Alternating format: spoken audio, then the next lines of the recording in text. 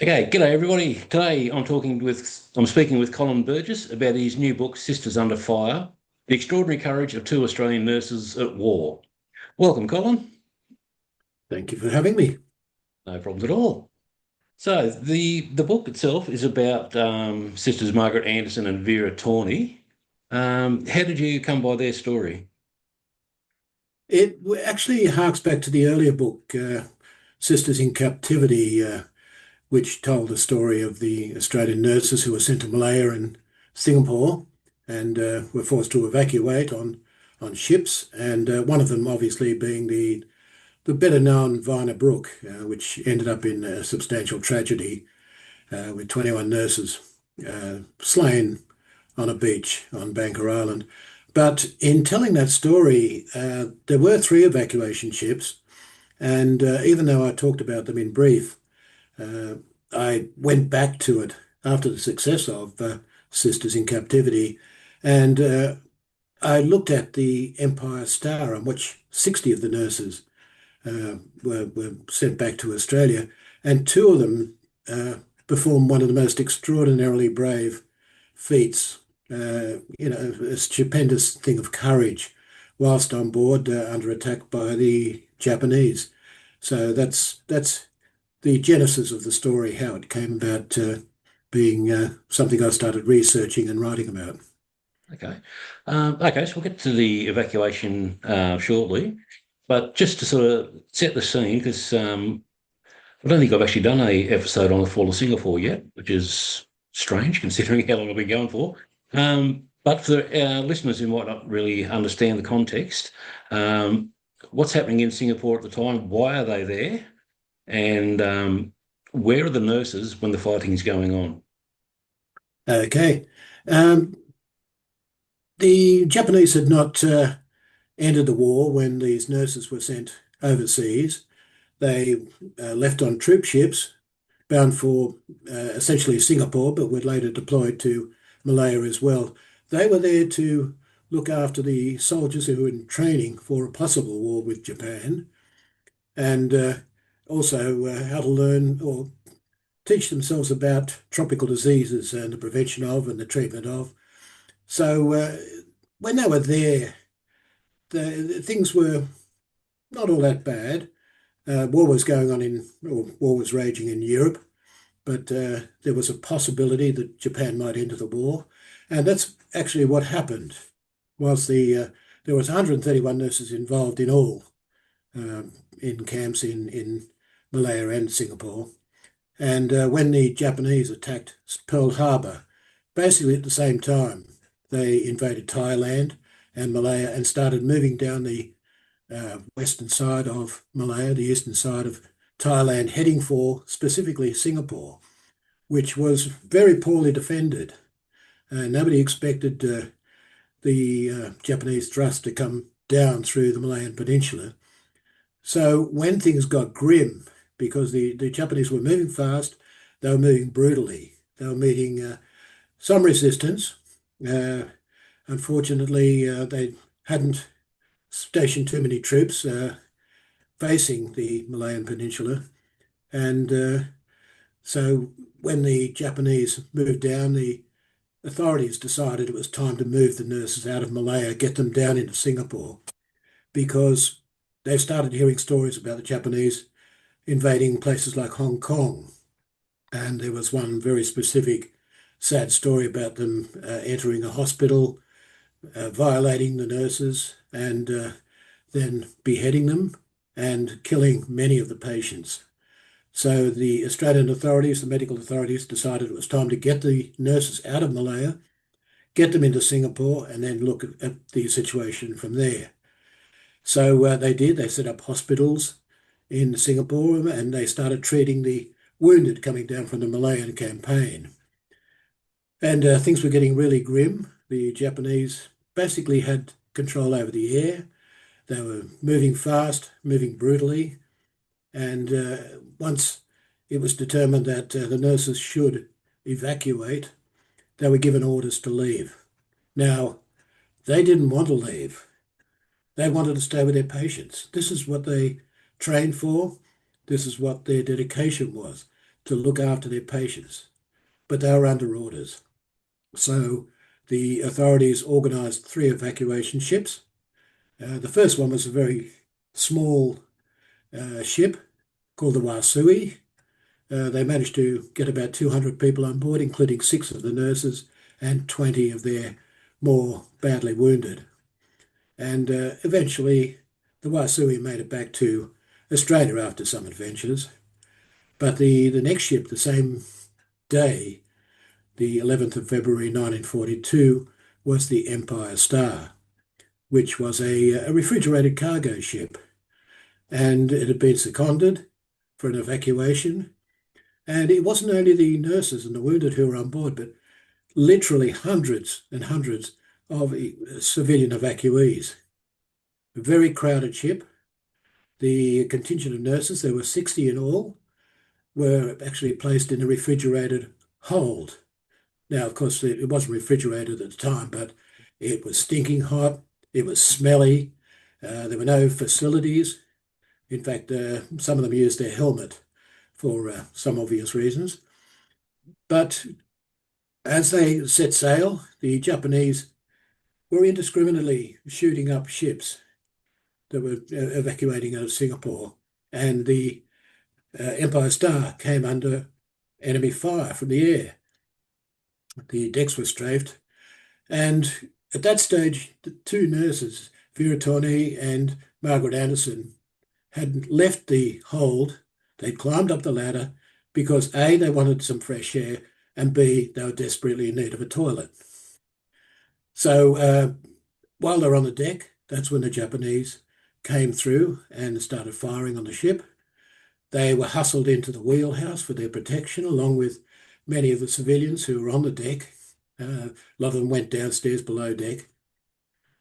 But once the firing was over, the 2 nurses leapt into action. They started tending to the badly wounded.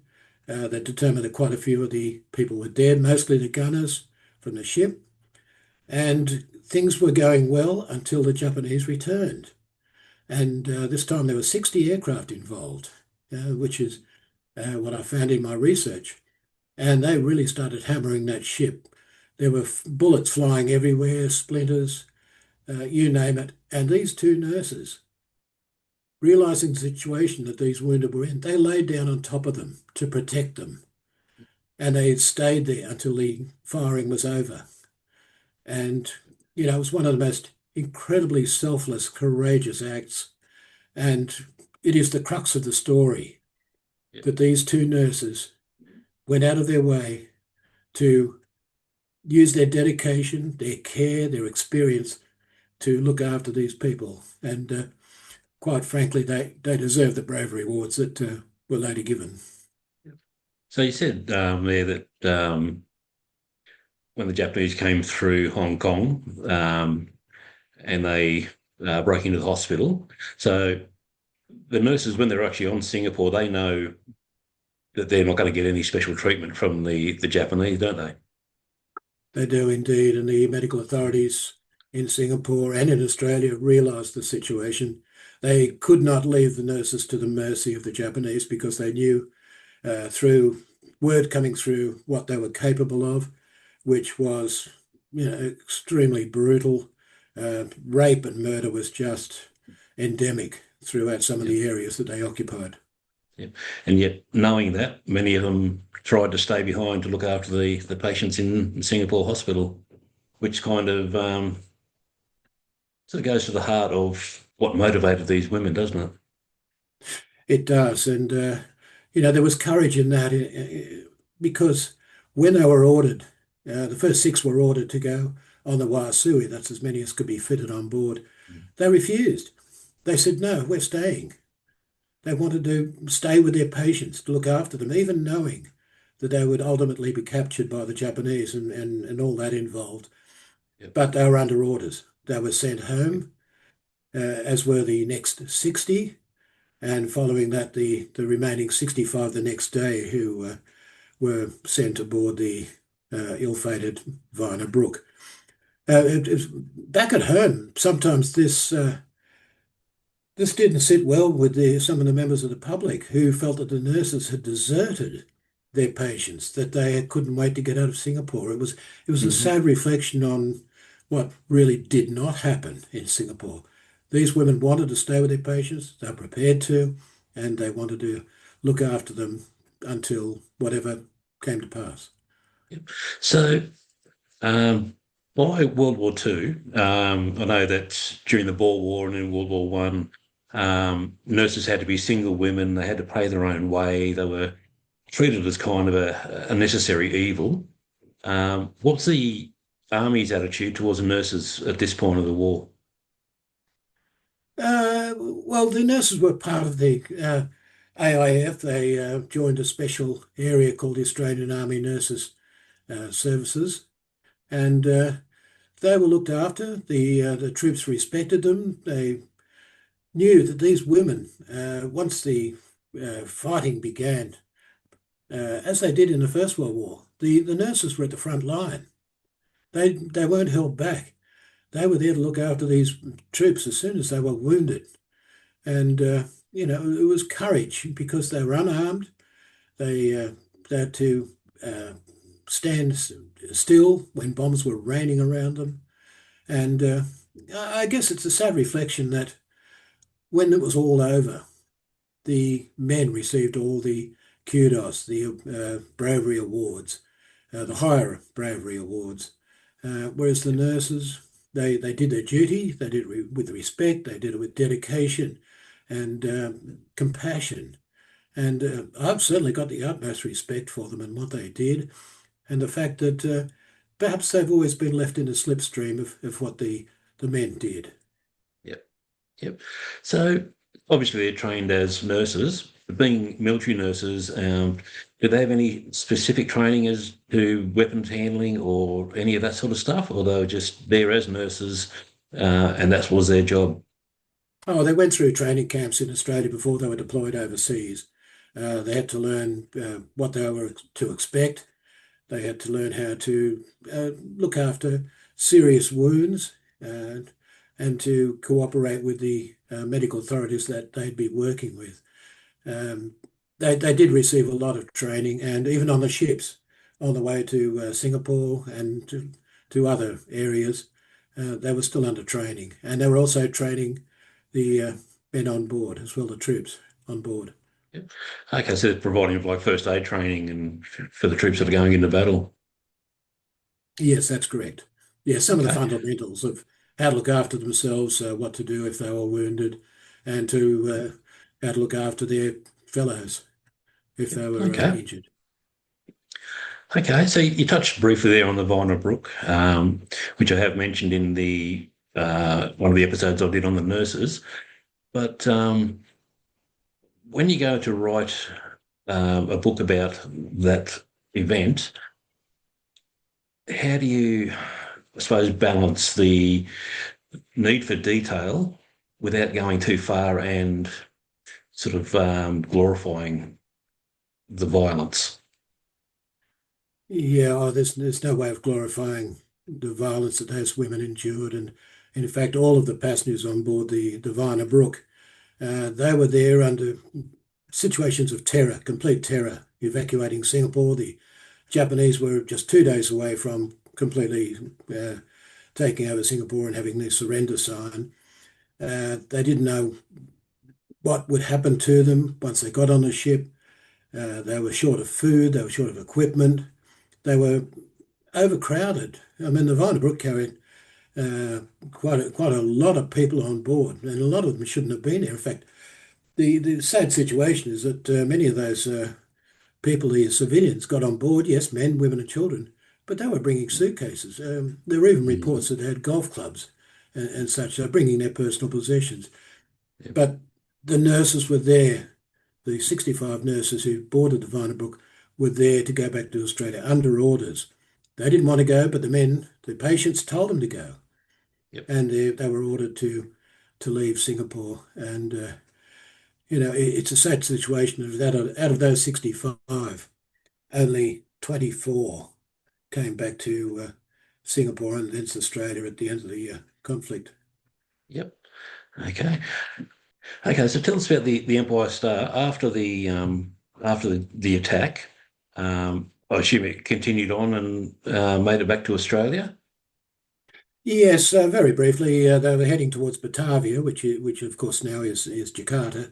And once they reached there, they evacuated the more seriously wounded. And once the ship had been, once provisions had come on board the ship had been fueled, then it headed off. It was supposed to go to New Zealand first, but there were so many on board, and the crew recognised the courage of the nurses on board, and they uh, basically told the captain that he should head for Australia first, and that's what he did. He went to Fremantle first before skirting around to go to New Zealand. Yeah. So on the way to Batavia, they're obviously having to look after the wounded from the attack and the wounded they brought on board with them. Did they have many stores and much equipment to do that with, or there was pretty much a case of improvising as they go? Not a great deal. No, there was only what would have been on board, which I haven't explored. But the nurses they weren't able to take much. They took a kit bag, and that included some medical supplies. They took their respiration masks, their helmet, and some tins of food, which they uh, immediately started sharing with the other passengers on board the ship. Uh, Again, a very selfless action. But as far as medical equipment, probably just some morphine, bandages, just some elementary uh, things that would assist in looking after anybody seriously wounded. Yep. Yep. So they're still putting the patients ahead of themselves, even in that situation. Absolutely, they did it in the Boer War, the First World War. They do it now. They still do They're an it. incredible species of people, I can assure you. Yep. Yeah, they are indeed. Um, so the Empire Star it docks in Australia, and all the prisoners, all the passengers disembark. The nurses are there. Was there much media coverage, or they just expected to just get on with life? There wasn't a great deal of media coverage for that particular one, or the Wasui, which made it down to Australia, because the world was in turmoil. Uh, Literally, people didn't care that a bunch of nurses made it back safely to Australia, apart from their families, of course. Mhm. It was only later on, 3.5 years later, when the Manunda arrived in Fremantle carrying the 24 surviving nurses from the Vina Brook, that there was a huge media presence there. But when the Empire Star docked, they were met by a matron, representatives of the nursing service, and they were made comfortable. They were placed in billets for a while and until they'd organised their transportation back home.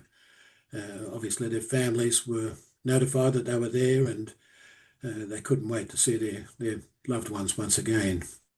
But all 60 nurses made it back safely that were on the Empire Star. There wasn't any injury that I know of, and certainly no fatality.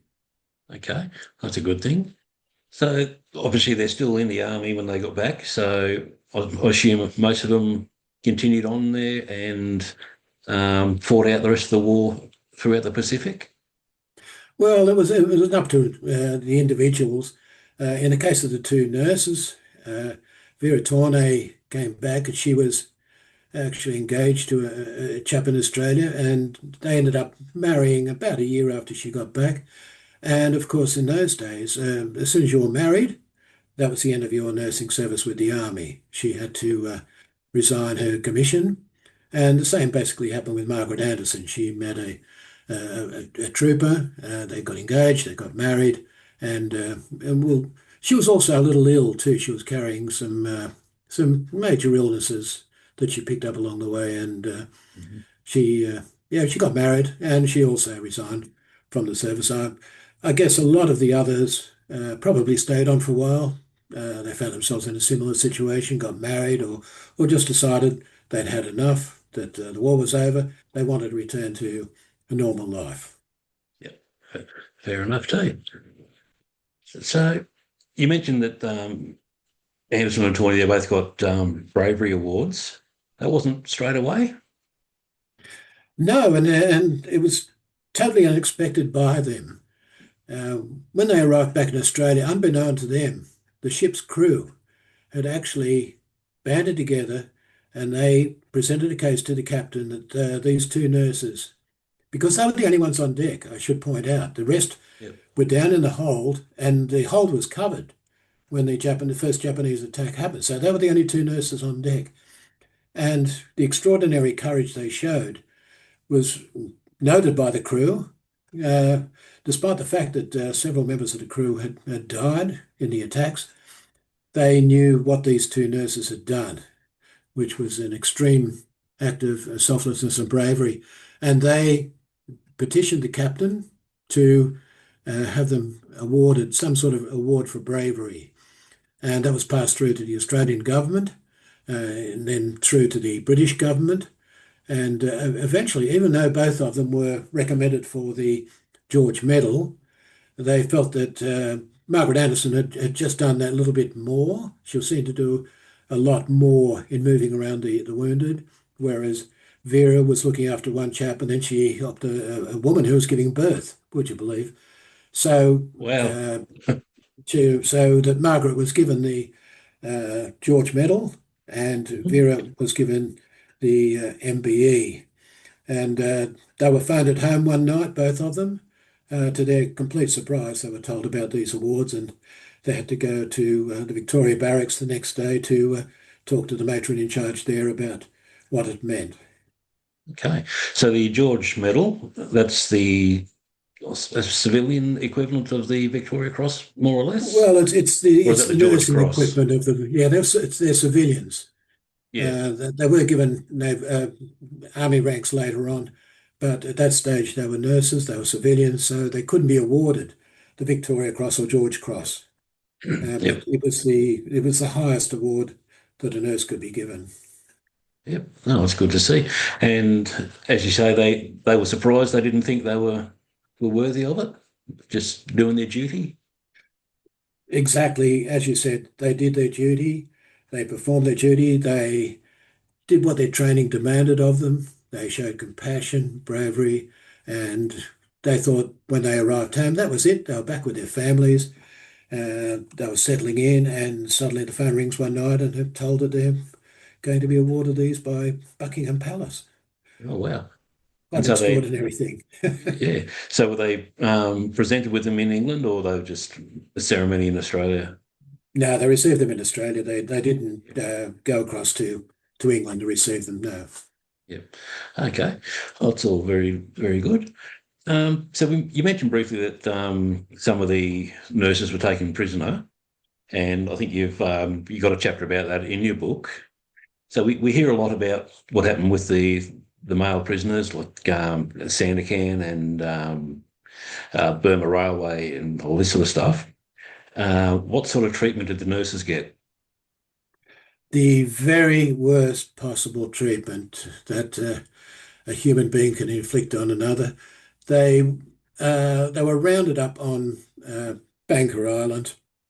They were imprisoned in a place called Muntok, and from there they were farmed out to a series of filthy, pestilential camps across Sumatra. They uh, they suffered badly from illnesses, from tropical diseases, starvation. They were beaten. They were made subservient to the Japanese, uh, and all the while they had to endure the fact that many of them were dying. In fact, in the three major camps that they were involved in, 8 of the nurses died basically from ill treatment, starvation. The only source of inspiration for them were their fellow nurses who looked after them. When food was scarce, if anybody had anything they hadn't eaten, they willingly gave it to the ill in hospital. If you were in hospital, you knew almost certainly that you were going to die. And these nurses, they were a sisterhood. They all looked after each other. But it wasn't only the nurses, there were civilians there too, women and children, and they were suffering just as badly. They were terrible camps. They were overrun by rats and all types of vermin, snakes. Food was just basically burned rice with weevils and rat poo and everything in it. It was disgusting. There were no medical supplies whatsoever, no drugs, nothing could be administered. The nurses tore their dresses up for bandages, and at the conclusion of the war, they were placed in a camp on the eastern side of Sumatra. When that camp was liberated, they opened up the stores. They found hundreds upon hundreds of Red Cross parcels that should have been given to them, uh, which had also been torn open by the Japanese, and they'd consumed it. And they also opened up another store and they found all of the medicines, all of the medical equipment that these nurses had pleaded for. It was a tragic thing that they went through. They all came back ill to varying degrees, but the will to survive, it was quite incredible. It was only when you gave up that will to survive that you didn't. And people like Vivian Bullwinkle and Betty Jeffrey, I have the utmost respect for. Their stories are just absolutely remarkable. And I know that a lot of older Australians remember the book White Coolies that Betty Jeffrey put together back in 1954. And it's a remarkable story of perseverance and sisterhood and love and compassion and tending to the sick. You can't not read that and just think of these women in wonder at what they did and what they endured and how they came back and got out of that feeling of helplessness. Yeah. So, um, in the war crimes trials that happened afterwards, was any mention made of the nurses? Did they receive any justice? I know, well, I've heard that Vivian Bullwinkle was kind of muzzled in her testimony. So was that sort of fairly a widespread thing? They were just told to be quiet? I think that's the apt word that you're using there, muzzled, because in 1947, Vivian travelled to Tokyo to give testimony at the War Crimes Tribunal against the Japanese. Uh, it it's a difficult thing to say, but a lot of the Japanese got it very lightly because the whole thing in 2 years after the war was to become friends once again. And so a lot of the people who should have received harsher sentences didn't. A lot of people who should have been hung weren't. As for the Japanese who instigated the slaughter on Raji Beach, in which 21 of the nurses were died, and Vivian Bullwinkle was the sole survivor. Uh, None of those outlived the end of the war. The chap in charge actually was captured, placed in a cell. He committed suicide. The troops themselves were sent to New Guinea, and not one of them survived. So, in a sense, justice was served. But still, when you think back, it was the most appalling thing that could have happened to these remarkable women. Troops, you could understand, but nurses Yeah, who are yeah. unarmed, who are there to look after people. Yeah, 'cause I mean, I think the Geneva Convention prohibits nurses and chaplains and that order of service to be treated as prisoners of war, doesn't it? Yes, that's right. In fact, they weren't prisoners of war. They were prisoners of the Japanese. They were never recognized, under the strictures of the Geneva Convention as prisoners of war. They were prisoners of the The Japanese and Japanese. treated appallingly. Yeah, so sort of denied their justice. So, yes, I know when I was doing the research for the episodes I did, there's fairly sparse information out there about particularly the nurses during World War Two. Um, how do you go about finding information for this book? Well, the first step, well, let me go back in my history. Back in the 1980s is when I became first involved in writing of Australians involved in war. And the thing was that they were all alive, nearly all of them alive back then. I could go and interview dam busters. I could interview people who'd been involved in the Great Escape and so many episodes of the war. Now you rely, firstly, and in a major sense, on relatives, the children, the grandchildren, the great nieces. And to some extent, it's incredibly difficult. Some of them can't give you enough information. Others will say to your face, I'm sorry, I didn't know her. I knew nothing about her. I've got a picture of her here, but what she did, I don't know. She never talked about it when she came back. And that's when you have to start going into deep research. You start looking into nurses associations. You go to the Australian War Memorial. You get information where you can. And I think one of the marvelous things about writing about Margaret and Vera was that I had a host of information about Vera, but very, very little about Margaret. Her family Okay. simply didn't know too much about her, and they confessed that. But at one stage, I wrote to a nursing association in Sydney, and they went back through, and somebody said, I think somebody interviewed them at one stage. And they went tracing, and it was weeks later they got back and said, oh, we found it. And there were these two transcripts of interviews carried out with both Vera and Margaret. And that was a Okay. godsend because that supplied so much information, not only about what they did during the war, but before the war, their training, their inspirations, the people who guided them, how they went through their early training in Australia, boarding the ship, who was on the ship, and such vital information like that. And these little things, these are gems. They come to you, but there's a lot of hard work involved, a lot of research.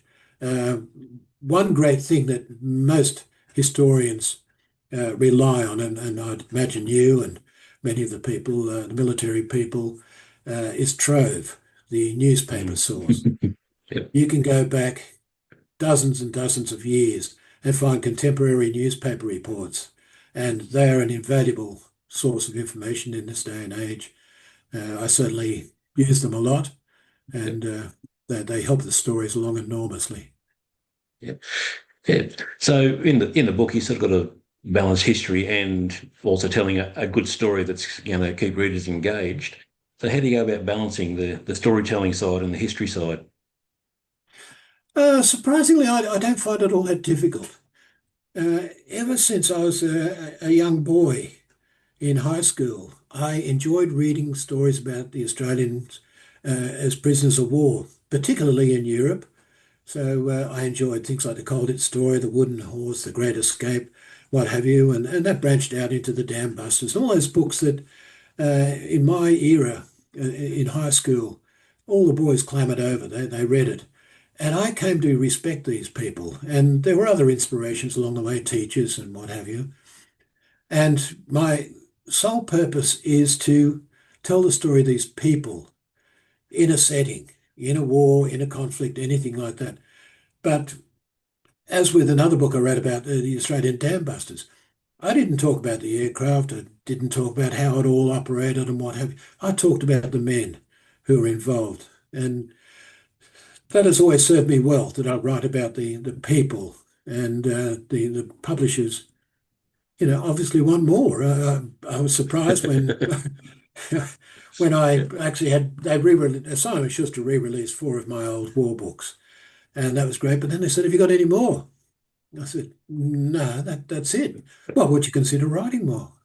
Sure. Okay. What do you want to write about? And I went home and I thought about it, and I thought, well, when I was 8 years old, my family and I used to gather around the wireless, as they were called back then. God knows why they were called a wireless. There were wires sticking out everywhere. But every Saturday night, we used to sit around the wireless and we listened to an episode of White Coolies, the story of Sister Betty Jeffrey, with Ruth Cracknell and Gordon Chater doing the narration. It was highly dramatic, and it was our thing on every Saturday night. And when I was thinking about somebody to write about, Betty came straight to mind. And I thought, right, I've got to do this. So first thing, you have to try and find a family member. And I found one through the Australian Nurses Memorial Centre in St Kilda. I found her great niece who was passionate about her great aunt. And once firstly, you have to establish trust. They have to know that you are going to deal with this story with respect. And once they learn to trust you, uh, then the doors open and the information flow begins. And you get the personal stories, and then you start mixing it with the background stories, the settings, like in Singapore and what have you. It it's a process that I'm quite used to, and having written something like 43 books, I mean you have to know, your advantages and disadvantages, and where to go and seek information. And when you contact people and say, "You've written 43 books, can I talk to you?" They say, "Oh, yes, yes, okay." Yes. Yeah. Okay, so as far as sort of remembering the nurses through all our wars, even up to today, do you think we're doing enough? Do we recognize them enough? Is that what- Yeah. Yeah. Uh, Do they get the recognition they deserve? Possibly not. I mean, it's a very personal sort of thing, but women went into the chaos of war uh, unarmed to the front lines, and yet at the end of the day, it's the men, the troops, who receive all the recognition. And that's possibly still the way things are. But I, for my part, it's been an education for me as well. I mean, writing about Betty Jeffrey and then learning about the Viner Brook, and even though I'd heard it in passing, just to investigate it and find out what actually went on, and the terror of these women on the beach. It's quite extraordinary, but it's manifested itself in various ways. I mean, last Tuesday, for instance, was International Nurses Day, which coincides, of course, with Florence Nightingale's birthday. Okay. And on that particular day in Sydney at the Warrenora Memorial Park, we unveiled a plaque dedicated to nurses of all wars. We had this beautiful bust. Admittedly, it's the First World War nurse, anonymous, completely anonymous. I chose her face out of hundreds of photographs that I looked at for nurses. Mhm. So nobody in particular, not Vivian Bullwinkle, not Betty Jeffrey, anybody. And we dressed her in a Second World War nurse's outfit, very specific about the buttons, the flashes, everything like that. And we unveiled it quite extraordinarily, a 100-year-old nurse who had been involved at Concord Hospital during the war did the Oh, wow. unveiling. It was a very Incredible. moving occasion, and I know that it touched everybody who was there. And you really feel good about that. Not necessarily having been involved in the whole venture, and basically some of the resources from my books paid for the monument, but the Okay. fact that nurses can now go there and see this recognition of Yep. their antecedents, Yep. it's a remarkable thing, and every day I'm reminded of it. Being given this opportunity to talk to you is you know just a further part of the whole story, and I'm relishing it because I've got the most sincere admiration for these people. Yep. No, it's all very good. Yeah. So I've got a few nurses in my family. So sort of got a bit of vested interest in making sure that nurses get their stories told, and particularly in this context, the military nurses. So I thank you for writing this book and for talking to us. It's been really good. Oh, Um, it's been a great pleasure, and to be able to express my admiration for these nurses is thank you for the opportunity. yeah, no problems. So where can people buy your book? Oh, everywhere. Everywhere, everywhere. Uh, well, Yeah, most major booksellers, and of course, if bookshops. they contact Simon and Schuster directly, they can purchase copies through there. There's also audio books available, and eventually ebooks, and all Okay. manner of different publications. Okay, so it's available on audiobook, is it? Yes, yes. They, when the book was being processed, they asked me if I could choose between three women who read a section of the book, All right. because they wanted my feedback on who I thought told the story with the most empathy and clarity. And so I selected somebody, and she has done. I can't bring her name to mind, unfortunately, but she has done the most extraordinary job. So it is available as an audio book. certainly, Okay. and you know, I think I'll download it and have a listen. That'd be I great. think you should. No worries at all. Okay, well, thank you very much, and we'll yeah, hopefully people get out and see it, and we'll get the word out about what these women have what they've been doing. Thank you very much for the Thank you very opportunity. much.